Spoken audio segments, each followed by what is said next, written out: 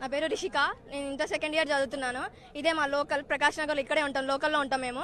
7 o'clock morning 7 o'clock ఇక్కడికి వచ్చాము. Condition చూసాం, అంతా వస్తున్నాయి, ఫ్లడ్స్ వస్తున్నాయి. అందరూ తెలిసిన అంకుల్ వాళ్ళే, మా చుట్టుపక్కల అంకుల్ వాళ్ళే, వాళ్ళందరూ అక్కడ ఉన్నారు. జస్ట్ పోలీస్ అంకుల్, ఇంకా పోలీస్ అంకుల్ వాళ్ళు వచ్చారు, జస్ట్ అప్పుడప్పుడే వస్తున్నారు.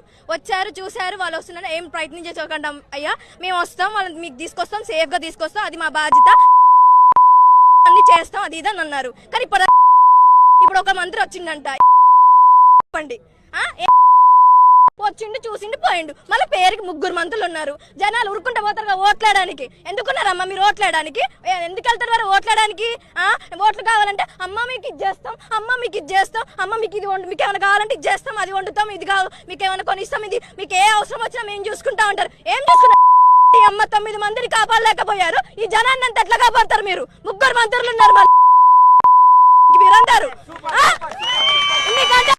మనకే మనమందరం ఇంత పొద్దున్న నుంచి మేము ఇప్పటి నుంచి ఇక్కడికే చూస్తున్నాం. అంకుల్ వాళ్ళందరూ పొద్దున్న లేసి మేము చూస్తాం అంకుల్ వాళ్ళని, చెప్పలు వాళ్ళ అంకుల్ వాళ్ళందరూ వాళ్ళు ఏమైనా రిచ్చా? ఏమైనా వాళ్ళ కుటుంబాలు, వెనక కుటుంబాలు ఏమున్నాయి? అసలుకి వాళ్ళకి ఏమైనా ఆస్తులు ఉన్నాయా? ఏమైనా వర్క్ చేసుకున్నామని వచ్చారు వాళ్ళు దరిద్రంగా కాలిపోని వరదలు వచ్చినాయి, అటు వెళ్ళిపోయారు. ఏదో ఒకటి చేసి ఇప్పుడు ఉండాలి, రావాలి, చెయ్యాలి. అంటే గవర్నమెంట్ ఎందుకుంది? ఎందుకుంటా వేరే అసలుకి